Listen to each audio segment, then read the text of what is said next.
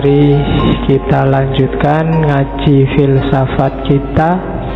Bismillah, kita sekarang masuk ke seorang sufi besar. Asalnya dari Balkh. Kalau di tulisannya Balkhi, daerah Afghanistan. Dari sekitar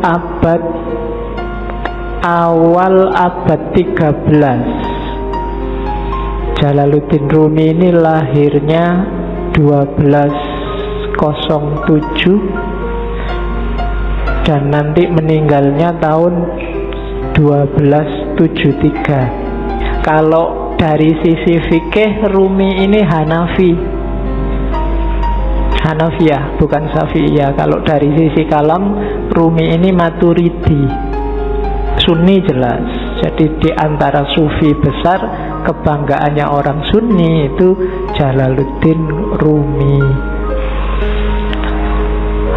Ada satu kisah yang saya suka waktu Rumi berguru sama Syamsul Tabriz. Satu ketika gurunya ini kan wali itu kan so aneh-aneh. Satu ketika Rumi, kita malam-malam ngobrol gini kan enaknya sambil minum ya. Mbok tolong kamu beliin arak, nanti kita minum bareng-bareng. Rumi heran, sampean ini sehat Pak Guru? Kan kamu sering gitu hari ini kan, Anda sehat? Mesti gitu ya. Sekarang kan sering kamu disindir gitu kan, di WA di Facebook kan mesti gitu, Anda sehat? Yang paling banyak sekarang, Anda Muslim? Mesti gitu ya. Kalau yang perempuan gampang jawabnya, bukan, saya Muslimah. Sama gurunya disuruh beri arak, disuruh beri minum-minuman keras. Kan Rumi, lah gimana, guru saya malu nanti kalau ketahuan murid-murid saya, ketahuan orang-orang, wong wali kok malah minum-minum. Loh, kamu mau apa enggak? Kalau enggak mau ya enggak usah jadi muridku. Yalah, terpaksa berangkat. Padahal kedai arak itu ada di perkampungan orang Nasrani. Akhirnya Rumi ya wis gampang lah diatur. Terus dia pakai jubah besar. Habis beli terus dimasukin jubahnya biar nggak ketahuan. Ya kok dilalah orang-orang Nasrani yang ada di situ ngincer, itu ngapain Rumi di sini? Malah beli minuman keras. Diikuti dari belakang. Begitu nyampe depan masjid, teriak ini orang Nasrani, lihat wali kalian, sufi kalian beli minuman keras. Itu orang masjid, masa tau nggak percaya awalnya. Begitu dibuka, coba lihat di jubahnya, bener ada minuman keras di situ. Wah, wali palsu berarti dipukuli banyak orang. Rumi di situ. Saat Rumi dipukuli, terus gurunya datang, Syamsul Tabriz. Gurunya bilang, kalian salah paham, itu bukan minuman keras, itu cuma air putih biasa. Waktu coba lihat, ternyata bener air putih biasa. Itu sebenarnya pelajaran buat Rumi. Rumi, kamu membanggakan apa? Status, nama besar, kewalian, penghormatan orang lain? Apa benar mereka menghargaimu, menganggapmu penting, menganggapmu besar? Wong cuma gara-gara botol kecil ini aja kamu sudah dipukuli. Jadi tidak ada atribut, tidak ada nama, tidak ada kebesaran, tidak ada kebanggaan. Kalau sama orang lain ya manusia itu begitu. Maka jangan menyombongkan nama besar, jangan menyombongkan nama baik. Mungkin di Indonesia dulu ada ulama yang gara-gara nikah lagi, terus orang se-Indonesia marahin dia. Ada kan begitu? Nama besarnya langsung jatuh. Loh, itulah rakyat, itulah masyarakat. Kalau kita mengandalkan pendapat masyarakat, kita menjaga nama baik di tengah masyarakat, apa nama itu? Apalagi di era hari ini kan fitnah, berita bohong berseliweran. Kalau kita andalannya nama baik, besok kamu tak bikinin hoak, namamu langsung jatuh. Maka jangan mikir itu. Tidak usah sibuk dengan orang menganggap aku baik apa enggak. Yang penting lakukanlah, jadilah orang baik. Nggak usah mikir, bener nggak aku baik, orang melihatku baik. Ada kebalikannya, aslinya kamu jelek tapi kamu pingin dianggap baik. Itu nanti yang disebut pencitraan. Oke.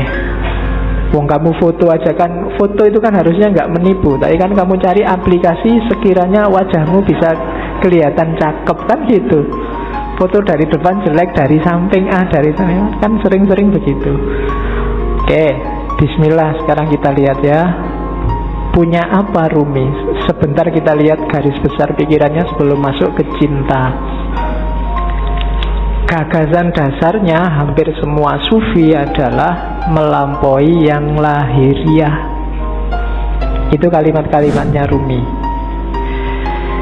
Dari fihi mafihi itu salah satu karya Rumi yang tidak puisi, tapi bukunya agak tipis, yang ngomong tentang metafisika.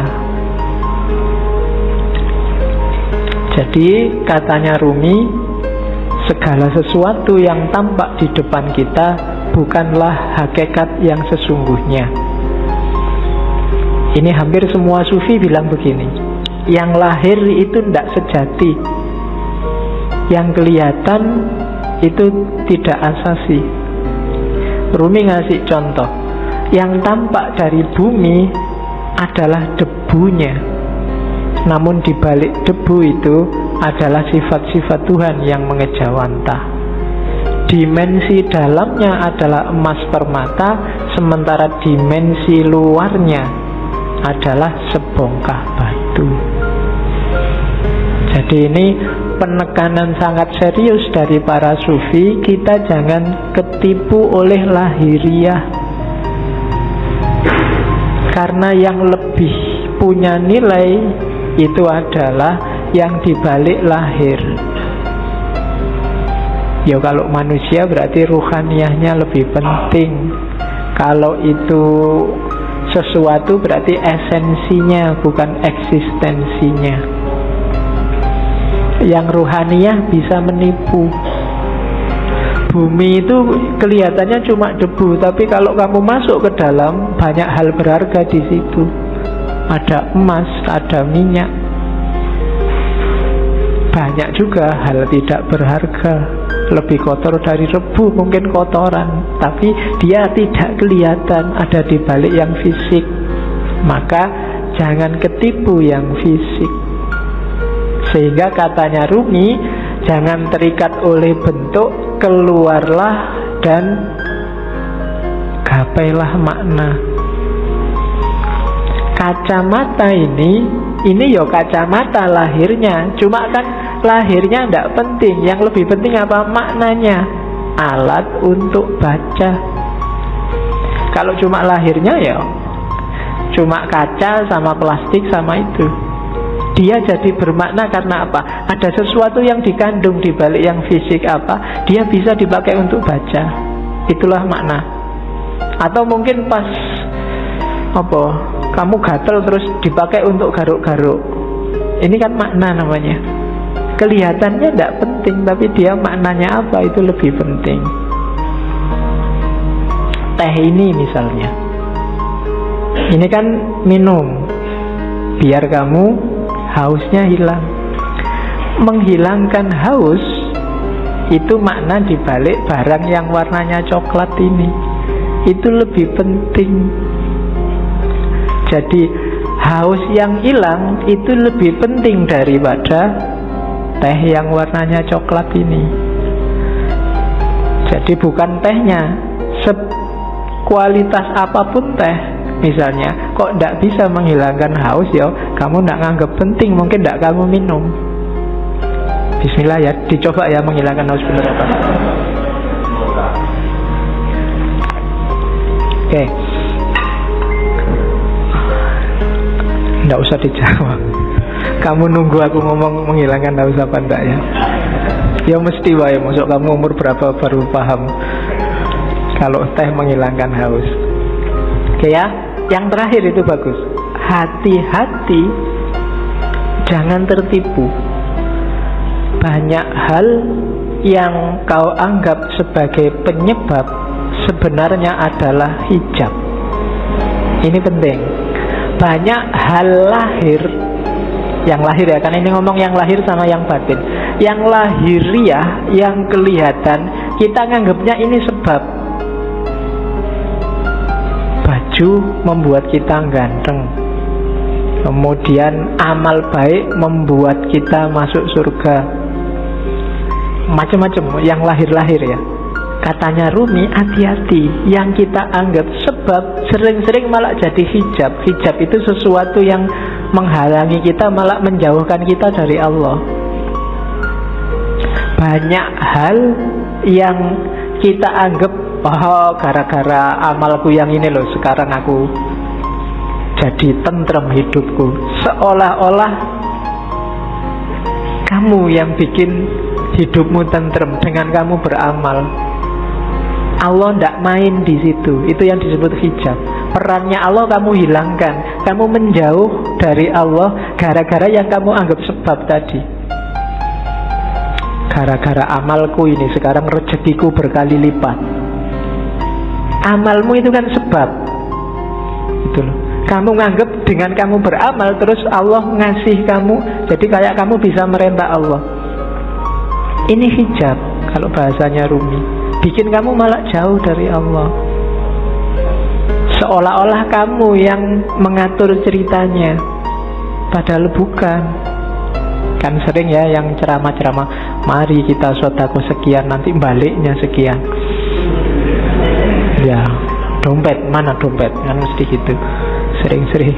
Nah, enggak, iya mungkin begitu, tapi jangan dianggap sebabnya itu. Terserah Allah lah. Misalnya Allah menjanjikan 7.000 terus kamu cuma dikasih 5.000, apa ya? Kamu bisa komplain. Atau ayatnya bilang 7.000 terus kamu dikasih 700.000, kan ya enggak suka-suka Allah. Amalmu bukan sebabnya. Kalau kamu merasa amalmu sebabnya, kalau kamu merasa yang lahiriah sebabnya, biasanya terus jadi hijabmu yang bikin kamu jauh sama Allah. Seolah-olah yang bikin cerita dirimu sodakoah biar nggak ketemu bencana. Seolah-olah kamu yang ngatur ceritanya. Itu yang oleh Rumi disebut hijab. Jangan salah, yang lahir-lahir, yang sering kita anggap sebab, itu ternyata nantinya berubah jadi hijab. Jadi lampauilah yang lahiriah itu. Terus, nah, kata-kata Rumi lagi. Kalau manusia dianggap manusia dari fisiknya, dari lahirnya saja, maka Muhammad dan Abu Jahal itu memiliki kualitas yang sama. Lukisan di dinding pun persis seperti manusia. Lihatlah apa yang kurang. Lukisan indah itu kehilangan ruhnya. Jadi manusia juga begitu. Jadi manusia atau tidak yang sejati tidak tergantung fisik, tapi tergantung dimensi batinnya. Kalau hanya fisik, maka Muhammad dan Abu Jahal itu ya sama-sama Arabnya, sama-sama punya jenggotnya, sama-sama pakai jubahnya, sama-sama pakai bahasa Arab, sama-sama takbir mungkin. Tapi yang membedakan apa? Ruhaniyahnya, batinnya. Maka kalau menilai, patokannya jangan luarnya. Kalau kamu menilai orang baik, wah ini pakai jenggot, pakai baju jubah, batuknya hitam, radikal mesti. Nah, itu namanya kamu hanya dari lahirnya. Mau pakai kopiah, pakai sarung santri, bid'ah mesti kelakuannya. Nah, itu cuma dari lahirnya. Apa yo ngerti? Cuma dari lahir kan begitu. Kalau hanya kamu lihat lahirnya, mungkin yo bintang-bintang film itu yo harusnya sangat berkualitas, superhero atau main jadi wali, kan ada jadi kiai itu kalau cuma lahirnya loh ya. Oke, jadi ndak lampaui yang lahir, jangan ketipu oleh yang lahiriah. Banyak orang tertipu di situ. Jadi Katanya Rumi, duhai saudara, engkau adalah apa yang kau rasakan dalam pikiranmu. Selain itu hanya tulang dan daging. Kalau kau anggap dirimu bunga, maka engkau adalah taman bunga. Kalau kau anggap dirimu semak berduri, maka engkau hanyalah bahan bakar perapian. Itu maksudnya Rumi, ayo kita garap wilayah batin kita. Kamu nganggap dirimu hari ini apa sebagai manusia? Jangan berhenti di kulit dan daging. Jangan sibuk mikir, aku sudah ganteng apa belum ya? Hari ini kayak gimana kelakuanku yang fisik-fisik. Enggak. Coba dilihat batinnya dulu, dibereskan. Kalau yang dalam sudah beres, keluarnya pasti bagus. Itu maunya Rumi. Kalau dalamnya masih belum beres, ya susah. Jadi lampaui dulu yang lahir. Oke. Bahkan banyak amalan-amalan ibadah lahir di banyak hadis jadi tidak bernilai ketika batinnya tidak ikut. Kan banyak itu kan, kam min so'imin, berapa banyak orang puasa hanya dapat lapar dan haus, berapa banyak orang sholat hanya dapat capek fisiknya saja, dan seterusnya. Itu berarti apa? Kualitas lahirnya beres, tapi kualitas batinnya belum. Puasa tapi tidak ada menahan dirinya, kan itu yang di hadis itu maksudnya. Ya bener, nggak makan, nggak minum dari pagi sampai maghrib, tapi aspek menahan dirinya nggak ada. Misalnya sejak pagi sampai maghrib nonton TV terus, jalan-jalan di mall matanya masih ke kiri ke kanan, itu kan tidak ada aspek menahan dirinya, maka dapatnya cuma lapar dan haus. Sholat juga begitu, sholatnya di sini tapi pikirannya di komputer, pikirannya di HP, ada suara tweet-tweet, ada SMS ini mesti ada. Jadi fisikmu ada di sini tapi pikiranmu di sana. Sholatmu tidak ada ruhnya. Bilang Allahu Akbar tapi otomatis kayak robot. Baca Fatihah tapi Fatihahnya tidak hadir dalam dirimu. Itu persis kayak HP-mu yang bisa ngaji, tidak ada ruhnya. Ya, mungkin dulu pernah tak ceritain ya, ada yang tanya pada Kiai, Pak, HP yang bisa ngaji itu kalau dibawa ke WC kira-kira boleh tidak Pak? Kan itu Quran. Jawabannya susah. Ada kiai ulama Arab yang jawab boleh. Kenapa? Asal di WC nggak disetel ngajinya. Nggak kamu sambil di WC terus ngaji bismillah, nggak boleh. Tapi kalau ada aja dalam HP tidak apa-apa. Analoginya apa? Pikiranmu. Kamu hafal Fatihah nggak? Hafal. Berarti di kepalamu ada Fatihahnya. Wong hafal. Kalau kamu masuk WC, masuk hafalannya mau dibuang kan enggak? Berarti tulisannya ada, hafalannya aja, masuk WC asal enggak kamu bunyikan waktu di dalam WC. Nah itu HP-nya saja itu kan enggak ada ruhnya. Jadi kalau kamu ngaji, kalau kamu sholat, ketika jiwamu enggak hadir, batinmu enggak hadir, ya cuma dapat wadahnya saja, enggak ada isinya. Bahkan mungkin lebih bagus HP-mu, tarpilnya jelas. Iya, kalau kamu ngaji dewe kan masih pelekak-pelekuk. Nah, jadi rumus pertama katanya Rumi, yuk dilampaui yang lahiriah. Jangan berhenti hanya sudah bisa melakukan amal-amal lahir, dibereskan dulu yang batin. Oke, rumus selanjutnya. Ini sebelum cinta ya, belum, biar nanti paham apa maunya Rumi. Ini sama kayak banyak sufi yang lain. Katanya Rumi, manusia ini jagat kecil. Bahasa filsafatnya mikrokosmos, alam sohir. Alam semesta ini alam kabir.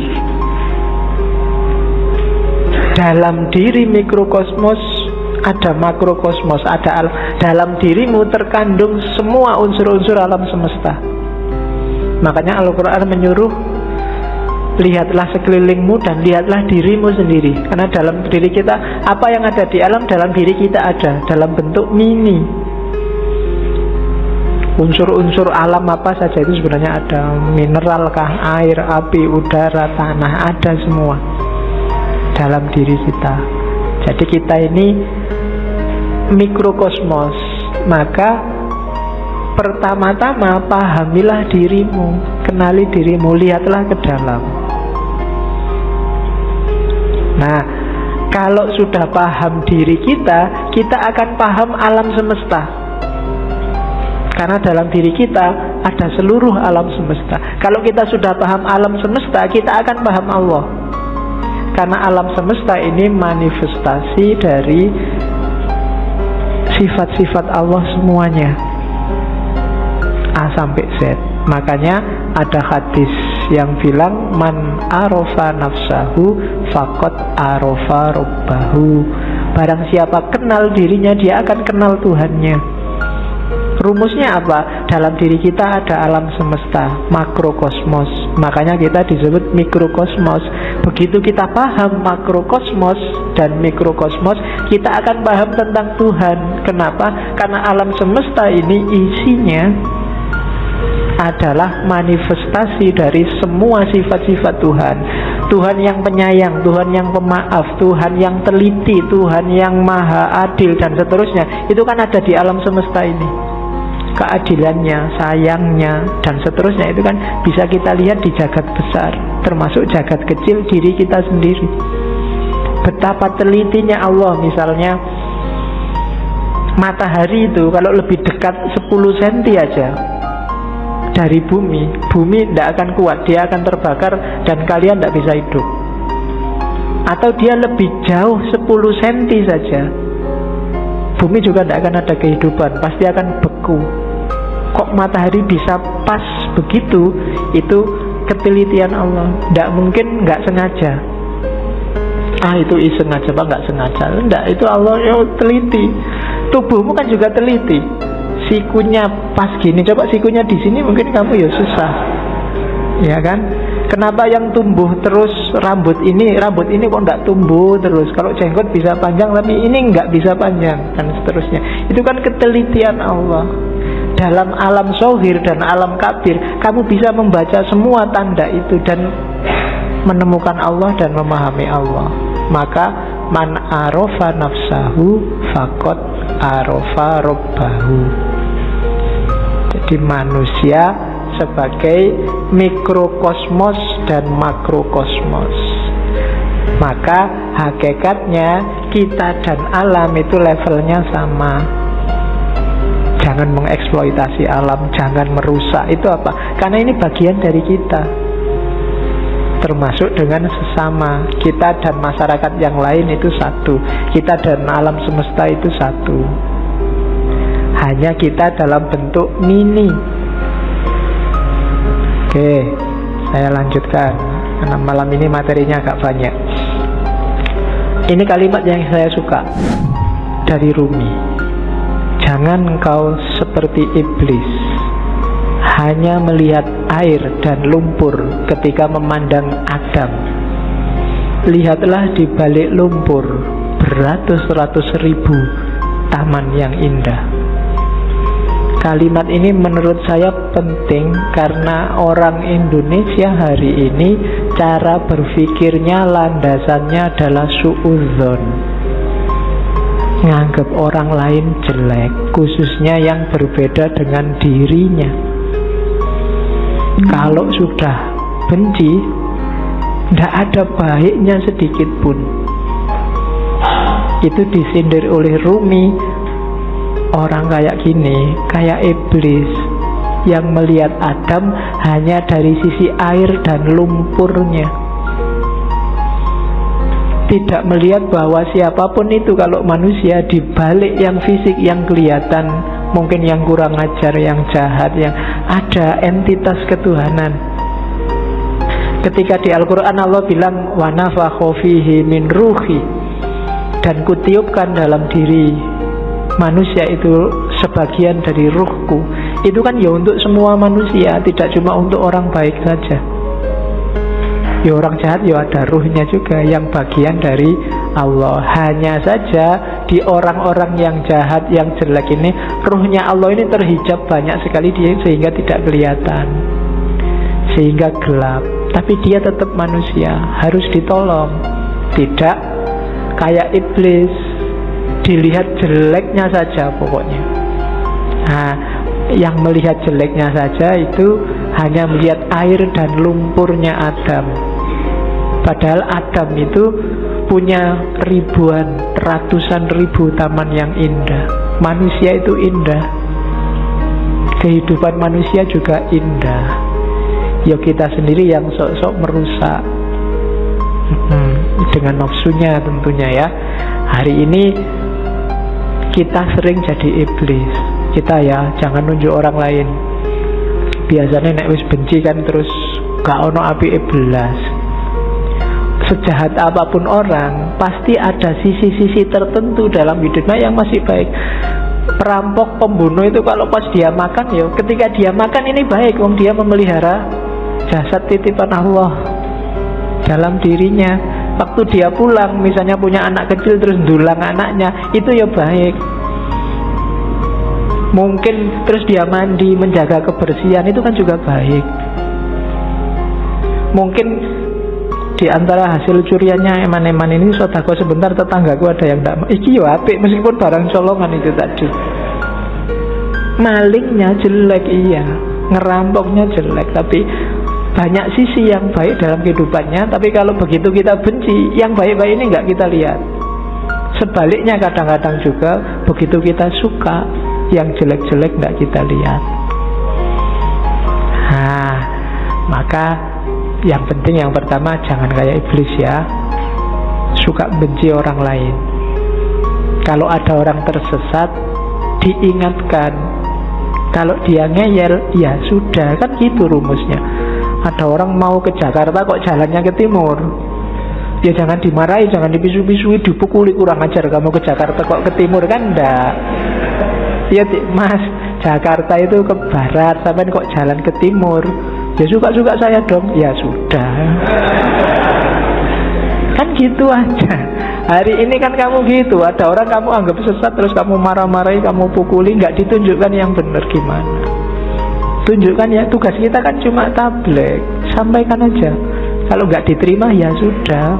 Perkara nanti kamu kesasar mau ke Surabaya kok terus nyampe Banyuwangi, mau ke Jakarta nyampainya Banyuwangi, ya dinikmati saja, urusannya dia. Nah, yang penting kita jangan jadi iblis. Kalau ada orang beda, orang kita anggap sesat, terus kita lihat jeleknya saja. Terus, ini penting juga, akal. Rumi termasuk orang yang memposisikan akal tidak sebagai puncak. Akal itu penting, tapi akal hanya transit. Akal harus dilampaui. Tidak boleh orang berhenti hanya di akal. Di Masnawi itu ada cerita yang mungkin sering dikutip orang, cerita ahli bahasa dan tukang perahu. Jadi ada ahli bahasa naik perahu sama tukang perahunya. Sambil naik perahu terus ngobrol, mas tukang perahu, sampean ngerti nggak kalimat majemuk itu apa? Nggak ngerti pak. Sampean sudah tua kalimat majemuk aja nggak ngerti, rugi sampean hidup itu. Sampean ngerti nggak kalimat sastra itu kayak gimana? Nggak tahu pak. Alah, apalagi sampean sudah umur tua gini sastra aja nggak ngerti. Buat apa umur sampean dihabiskan? Sampean ngerti nggak? Pokoknya diajak ngobrol gitu, dimarahi terus, dilecehkan terus.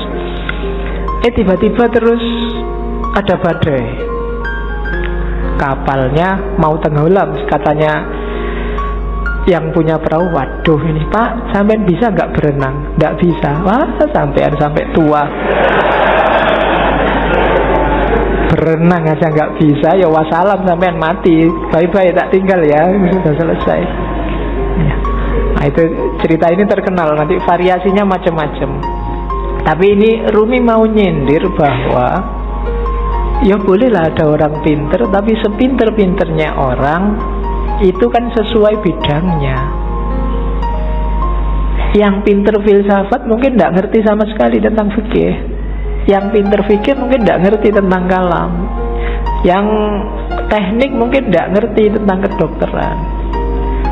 Sak jago-jagonya Habibie, kamu tanyain, Pak Habibie, ngerti nggak teorinya Ghazali tentang? Nggak ngerti dia. Oh, dia ilmunya penerbangan. Jadi, nggak. Maka orang pinter yang sombong itu janjinya orang bodoh. Sepinter apa sih dia? Ilmunya seluas apa sih? Nggak ada. Orang itu selalu pinternya fakultatif, sesuai fakultasnya masing-masing. Tidak ada ilmu universal.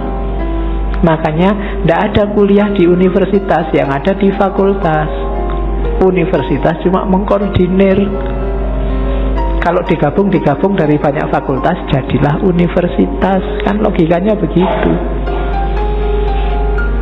Jadi cerita ini sebenarnya Rumi menyindir, sejago-jagonya akalmu hanya bisa menangkap sesuai pengalamanmu masing-masing.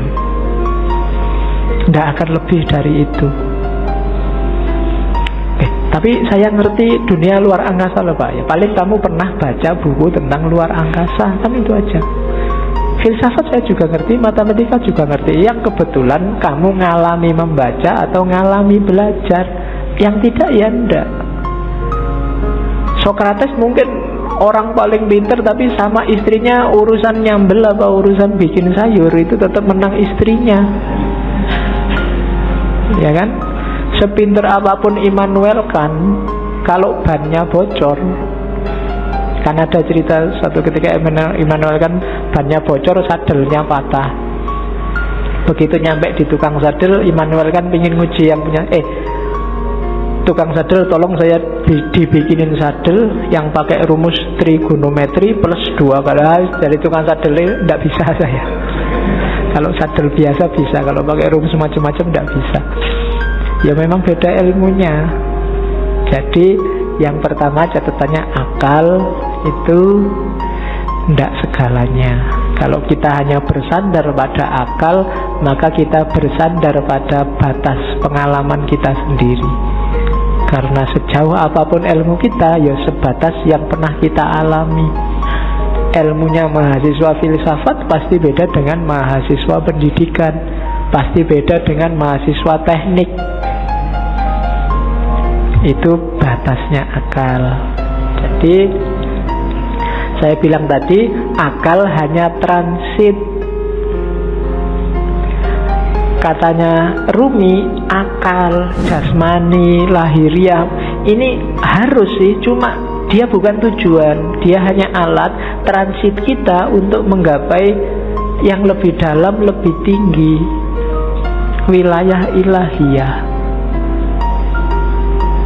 Jadi jangan dihentikan akal untuk akal. Atau kalau fisik misalnya harta untuk harta, tidak bisa berhenti di situ. Karena hidup kita ini rumusnya adalah inna lillahi wa inna ilaihi roji'un. Dari Allah dan sekarang sedang berjalan menuju Allah lagi. Maka apapun pengalaman kalian, punya apapun, ngerti ilmu apapun, punya harta apapun, punya kebisaan apapun, harus dalam rangka mendukung berjalan semakin dekat pada ilaihi roji'un. Termasuk akal. Kita dikasih Allah akal, panca indera, itu sebagai sangu untuk ilaihi roji'un. Jangan sampai tersesat. Bahkan Allah saking sayangnya sama kita, gak cuma itu, kita dikasih buku pedomannya langsung, namanya kitab suci. Enggak itu juga, karena khawatirnya kita enggak mau baca, kita dikasih nabi juga, dikasih rasul juga. Dalam rangka apa? Biar langkah kita ilaihi roji'un ini pas, enggak keliru. Maka katanya Rumi, akal kita, panca indera kita, apapun yang kita bisa, yang kita miliki, ini harus jadi jalan, harus kita lampaui menuju ilaihi roji'un tadi, dalam rangka bertemu dan berjumpa sama Allah. Kalau enggak, berarti satu di antara dua. Kalau bukan kesia-siaan yang nanti kita sesali, mungkin juga ketersesatan.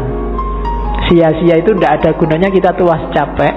Tersesat itu kita nyeleweng, jalurnya tidak ilaihi roji'un. Kalau Al-Quran bilang yang bisa ilaihi roji'un itu nafas mutmainnah. Ya ayyatuhan nafsul mutmainnah, jiwa yang tenang.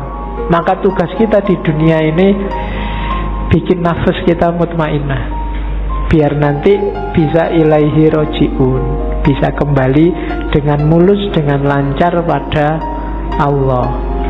Nah itu akal. Jadi termasuk ngaji ini ya. Ngaji ini tidak boleh bikin semakin jauh dari Allah. Harus bikin paling tidak selangkah kecil lebih dekat sama Allah. Kalau enggak, mending kamu tidak usah ngaji. Kalau ada ya Pak, saya tuh ngaji filsafat terus jadi nggak yakin Allah itu ada apa enggak. Terus kamu tidak usah ngaji lah kalau gitu. Kok waktu ditanyain Allah besok kamu nunjuk aku. Ah itu yang ngajari Pak, nanti gitu aku susah aku. Enggak, pokoknya apapun harus bikin kamu selangkah lebih dekat. Kuliah juga begitu. Kamu kuliah juga target sementaranya sih untuk penyemangat itu kan ya IP lah, pekerjaan lah, tapi harusnya kuliahmu bikin kamu semakin dekat sama Allah. Makan juga begitu, tidur juga begitu, pacaran juga. Ya, jadi kalau punya pacar, bilang ke pacarmu, kita komitmen ya, kita pacarannya semakin mendekat ke Allah. Ya diatur sendiri rumusnya, kamu yang ngerti. Ya, kalau mau pegangan tangan, bismillahirrahmanirrahim. Ya, kalau sudah, alhamdulillah. Oke. Itu maunya Rumi. Jadi apapun fasilitas yang diberikan Allah pada kita sekarang, manfaatkan itu untuk ilaihi roji'un. Hakikat kita ada di situ. Dan semua yang bikin kita semakin jauh dari ilaihi roji'un, hindarilah. Termasuk mungkin yang casingnya, casing itu kan tampakan luarnya, kelihatannya ini sangat agama deh, kelihatannya ini sangat islami deh, tapi kok rasanya bikin kamu semakin gak dekat sama Allah, mending dijauhi.